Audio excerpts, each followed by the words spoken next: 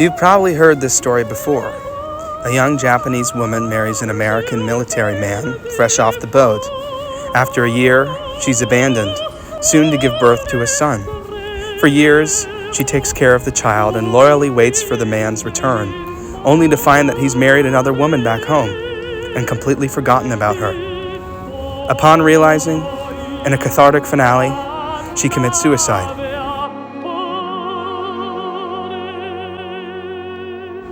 This is the plot of many literary works, perhaps most famously Giacomo Puccini's Orientalist opera Madama Butterfly, which has gone on to inspire David Henry Hwang's Tony-winning play M. Butterfly, as well as Claude Michael Schoenberg's famous musical Miss Saigon.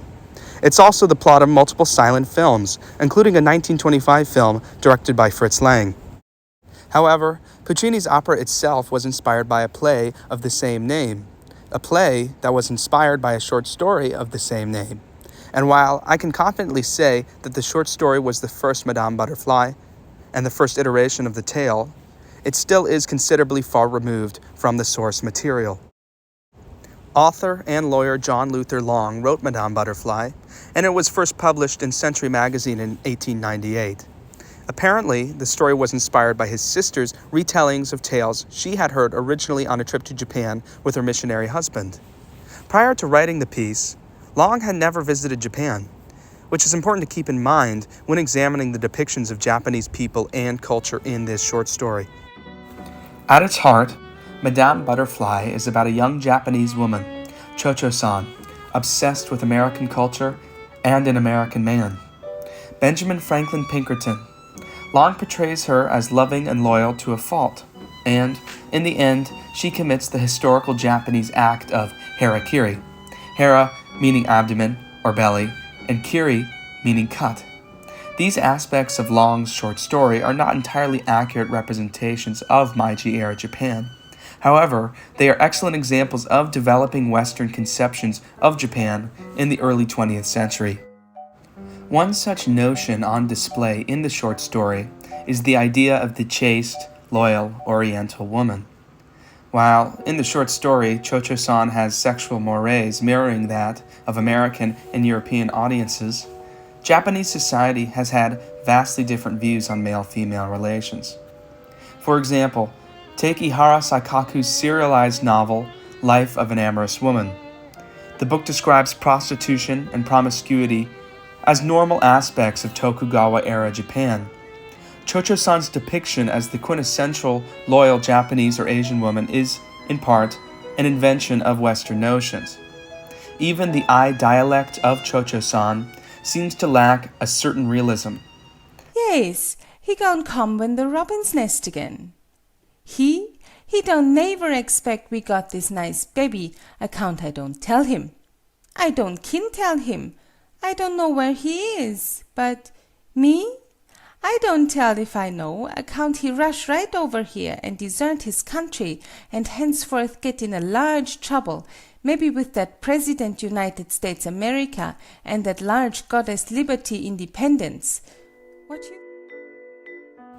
Additionally, Long's invocation of Harakiri as the tragic ending to the story is equally rooted in these Western perceptions of Japan.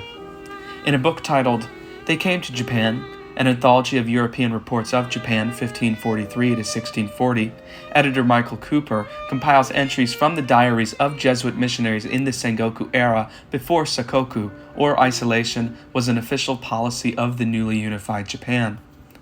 In the anthology, the missionaries make many quaint observations about the Japanese, many of them complimentary. Significantly, they deduce that Japanese society is a society obsessed with death. And considering they visited during the period of warring states, it makes sense why they would have this observation. And it also makes sense that Japanese ritual suicide, Harakiri, would seem so strange to them, considering the Roman Catholic Church taught that suicide was a damnable offense. In fact, it is exactly in the era that Long wrote and published Madame Butterfly that Western notions about Japan were blooming. Sakoku ended partially because of economic coercion from Matthew Perry and the United States military, and the subsequent Meiji Restoration was a period of significant westernization. Centuries-long Japanese institutions like samurai rule and the status system had come to an end, and Japanese business, government, and academia embraced these changes. Famous writers like Inatsu Notobe were tasked with taking Japanese culture and reinterpreting it for Western audiences, making it more palatable.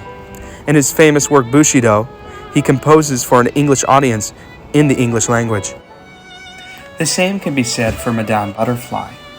It is not necessarily a Japanese story, it's a story about Japan, written for a primarily American and European audience. I feel that I have established that these depictions are not entirely rooted in historical fact, but rather are exemplary of the developing Western notions about Japan, specifically in the Meiji era in which the story was composed.